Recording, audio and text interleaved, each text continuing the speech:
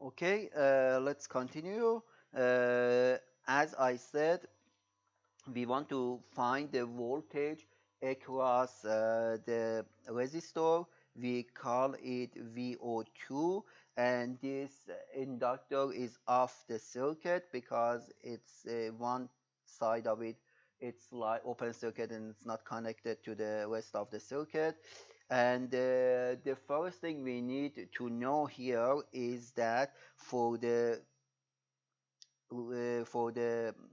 capacitor, we cannot use the same impedance that we calculated in the previous part, because the previous part, the impedance was calculated based on this angular frequency, which is 10K.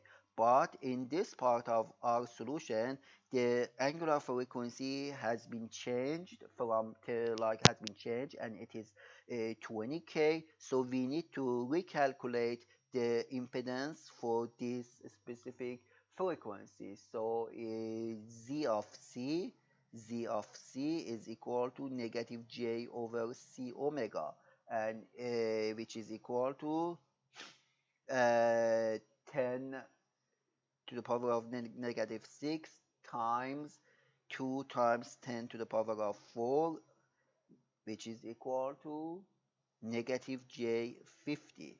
So we can see that the impedance is not same as the impedance for the other circuit. For the other part of the circuit, we had the impedance of negative J100, but here we have the impedance of negative J50.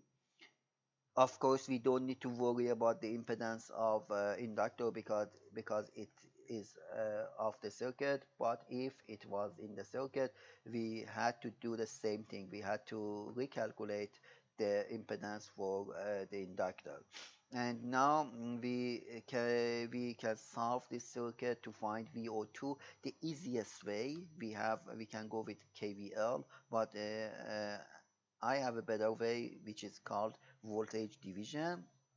VO2 is equal to ZC over ZC plus 10 times 20 with the angle of negative 45, which is equal to negative J50 over 10 minus J50 times 20 with the angle of negative 45. By calculating these values, we will have VO2 equal to 19.6 with the angle of negative 56. So we got VO2.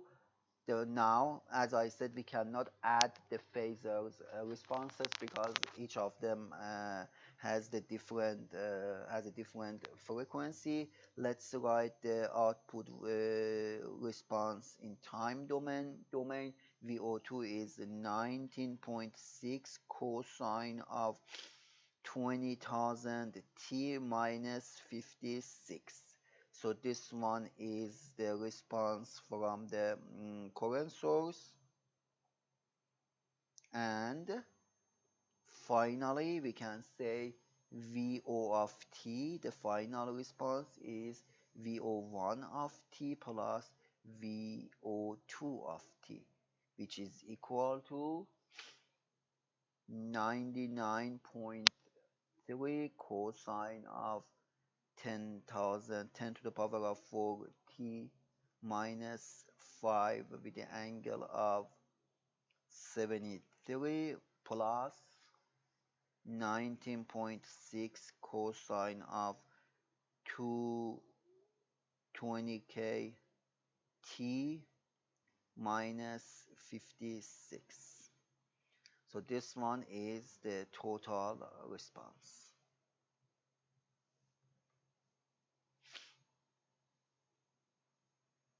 Okay, so we know how to use superposition to solve the circuits with sources with different frequencies.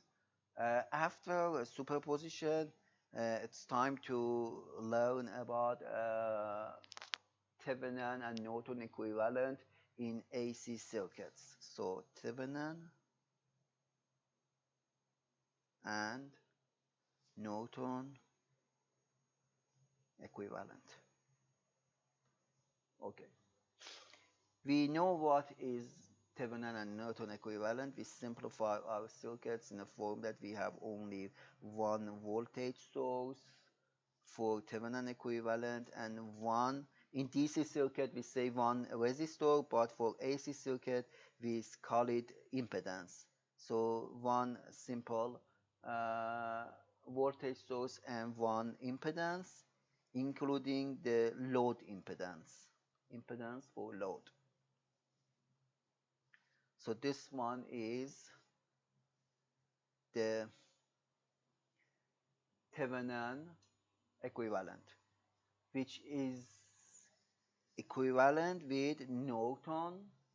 For the Norton, we have Z Norton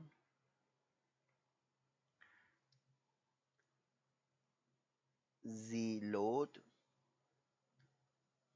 We know that Z Norton is equal to Z Thevenin and I Norton is equal to V Thevenin over Z Thevenin. Okay, so these two circuits are equivalent.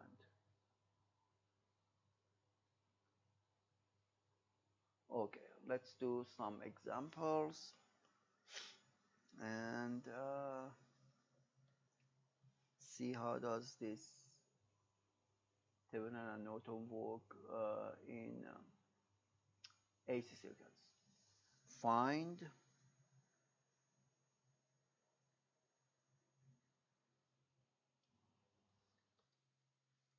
Thevenin and Norton equivalent seen from A, B. Here is the circuit.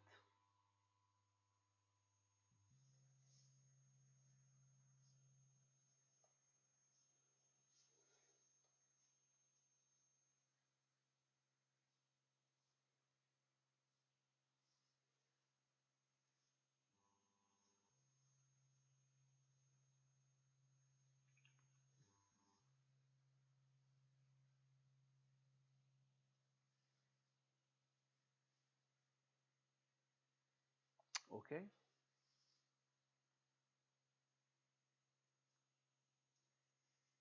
Points A and B are here. Vs is equal to 10 sine of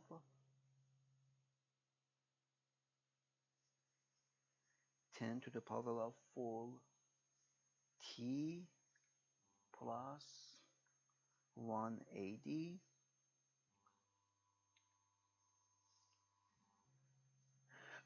is, which is equal to cosine of 10 to the power of 4t minus 45. Inductor is 1 millihenry, resistor is 20, capacitor is 1 microfarad. The second resistor is 5, and that's it. So let's find the Thevenin Norton equivalent. The first thing we should do, just converting this sine to cosine, and we know how to do that.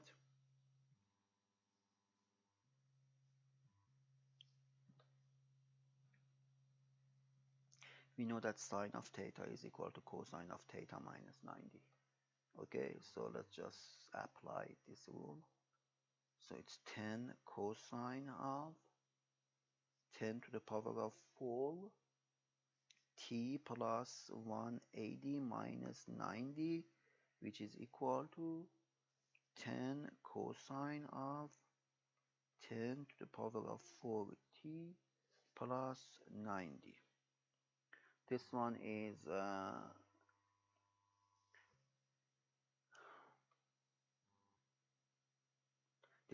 the voltage source, and now we need to redraw this circuit in Phasor. So if we redraw this circuit in Phasor, we will have the voltage source, inductor, resistor, capacitor, another resistor, and okay, and of course we will have this current source. As we see here, frequency is 10K, so ZC is negative J over C omega, which is equal to negative J over 10,000 times 10 to the power of negative 6, which is negative J 100. ZL is equal to JL omega, which is equal to J 10,000 times 10 to the negative 3, which is equal to negative J 100. Let's put the values for these elements. So ZL is J, it's J, no, J10. So here it was J10, not J, negative J. It's not negative, that's why I'm just writing negative. CL is equal to J10. Okay, so J10 is Z. The top voltage source is 10 with the angle of 90. The resistor is 5. The current source is 1 with the angle of negative 45. And the capacitor has a value of negative J 100. Okay, so first we find Thevenin for this circuit. In order to find Thevenin from points A and B, which is here, we need to find in fact the voltage across this resistor, which is same as Thevenin. Okay, how we can solve it? By mesh analysis. So let's identify the loops. So loop number 1, loop number 2, and loop number 3. If we look to this circuit, we see that between loop and number 1 and 2 we have a current source which creates a super node, a super mesh, which I'm showing with this green arrow. And now it's time to write the equations. So for Thevenin, we write the equations. So loop 1 and 2, which is super mesh,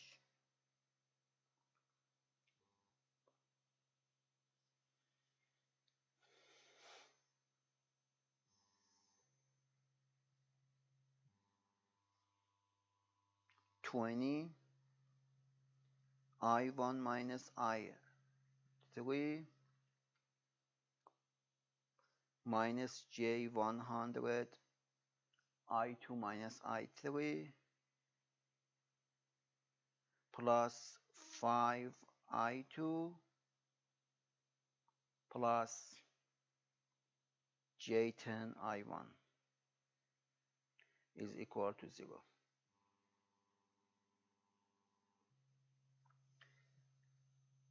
Constraint: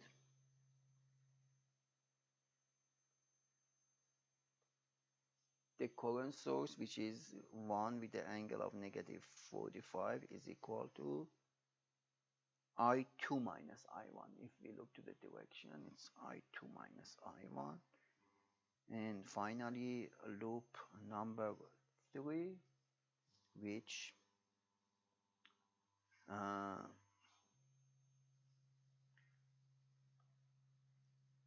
says 20 I3 minus I1, I3 minus I1 minus J100 I3 minus I2 is equal to negative 10 with the angle of 90. Okay, as I mentioned, we can convert this negative 10 to positive 10 because we don't want to have negative amplitude in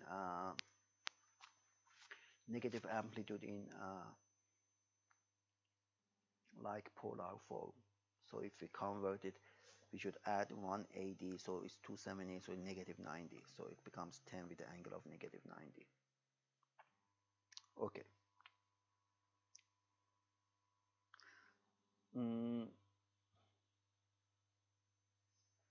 Now that we reached to this point, it's time to factor out I1, I2, and I3 from these equations.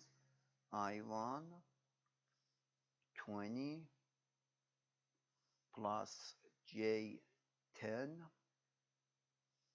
plus I2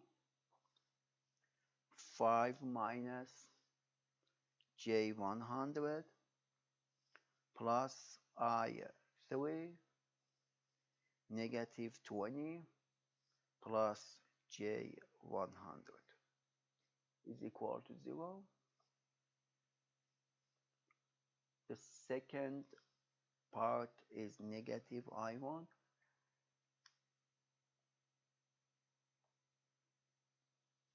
plus I2 is equal to 1 with the angle of negative 45. Third equation is I1 times negative 20 plus I2 J100 plus I3 20 minus J100 is equal to 10 with the angle of negative 90.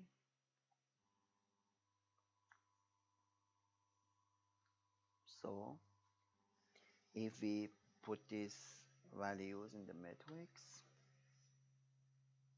it's 20 plus J10,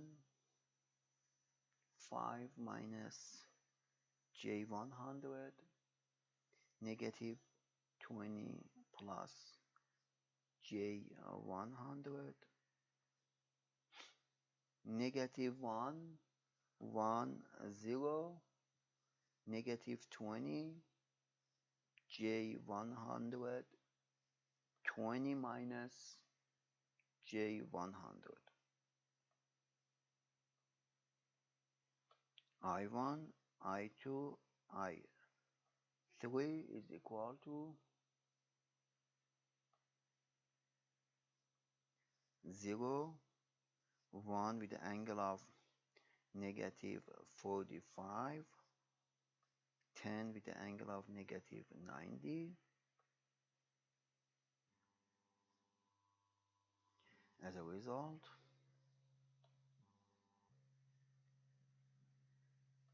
I1, I2, I3 are equal to 0.66 with the angle of 178, 0.68 with the angle of negative 86, 0.8 angle negative 91. So let's go back to the circuit. if we look to the circuit, we see that the Thevenin is the voltage across 5 ohm resistor, which is I2 times 5. Okay, so we say V Thevenin is equal to 5I2, which is 5 times 0.68 with angle negative 86, and V Thevenin is equal to 3.42 with the angle of negative 86. So this one is the V Thevenin. So we got the V Thevenin. Now it's time to find Z Thevenin. In order to find the Z Thevenin, if we go back to the circuit, we need to turn off all the sources. So current source will be open and voltage source will be short circuits. So if we develop the equivalent circuit, we will have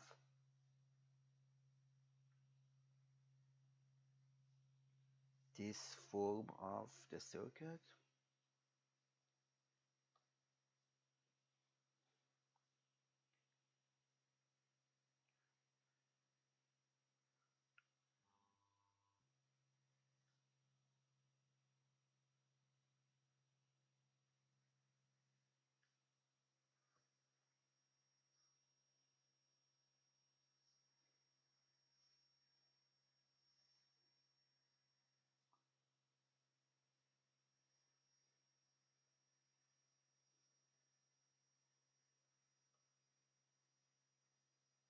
Okay, now here is very important, because if we consider these two as a single element, we combine them. There are uh, two impedances in series, and if we look to this connection, we see that both sides of these two elements are short circuited. So these two elements definitely are off the circuit because they are short circuited. In the other word, each of these elements have like an impedance, so a resistance. So they have ZC and R. And here in the wire we have R equal to 0 because it's just wire. Any current going through this node, because it finds it like an easier way to move with a no resistor, no resistance, all the currents move through the wire. So no current will move through these two elements because they have like a impedance, but the other branch has absolutely no resistor, because the other branch has, which is a wire, has absolutely no resistance. All the currents move through the short circuit path. No current moving through this path, and this path will be off the circuit. Okay, so we have two reasons. One I explained now, and the second one, as I said, we see that both sides of these two elements are short circuited by this wire, so they are off the circuit. So if we apply this, we will have one inductor, a short circuit, like a wire, and a resistor. And this one is the Z Thevenin.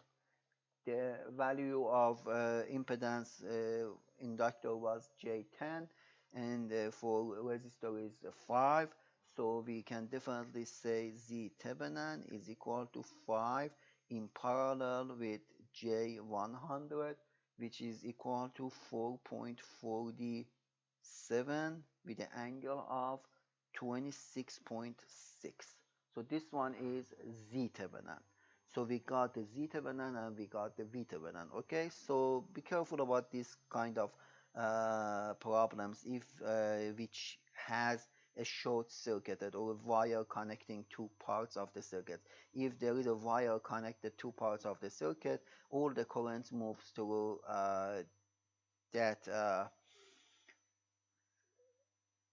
connection. So let me, for example, show you an example. Let's say we have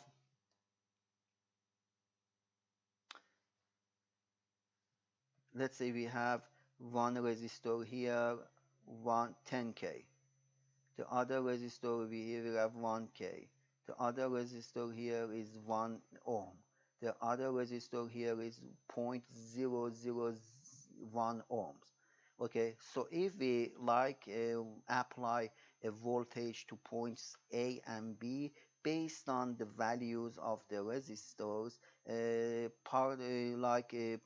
this current will be split to 4 parts, and each part takes like a current based on its value. Of course, the smaller resistance takes like more currents.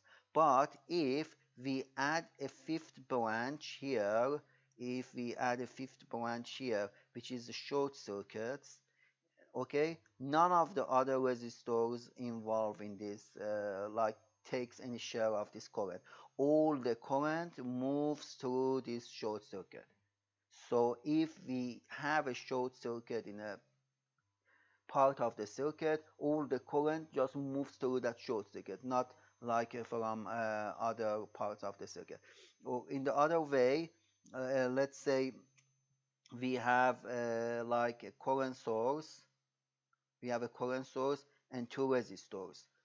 One is R1, the other one, let's say Y resistor. Let's just talk about impedance. We have two impedances, so impedance 1 and impedance 2. Okay, and we want to find I1 and I2. If you remember from current division, I said that current going through I1 is Z2 over Z1 plus Z2 times I. Okay, so now what if Z1 is a short circuit? What is the impedance of short circuit? It's 0. So in this case, sorry.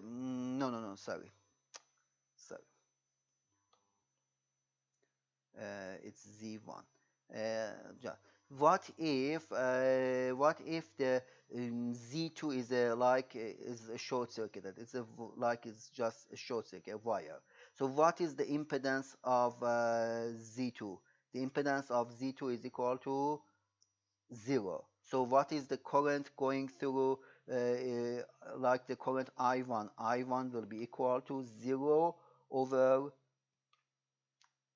Z1 plus 0 times I, which is equal to 0. So you see that if we have a short circuit here, no current going through Z1. Okay, and all the currents going through I2. Let's see, what is I2 in this case? I2 is equal to Z1 over Z1 plus Z2 times I. What is Z1? Z1 is Z1. What is Z2? Is 0 times I. So it is equal to I. So you see that the I1 will be equal to 0 and I2 will be equal to I if we have a short circuit. So anytime we have a short circuit, entire current will go through that short circuit. Okay, so let's continue. We got Z Thevenin and I Thevenin, and we just draw the Thevenin equivalent. So Thevenin equivalent will be V Thevenin with the value of 3.42 with the angle of negative 86. And a Z Thevenin equal to 4.47 with the angle of 26.6, or 4 plus J2. This one is Thevenin equivalent, and Norton equivalent like will be this circuit. Z Norton is equal to Z Thevenin,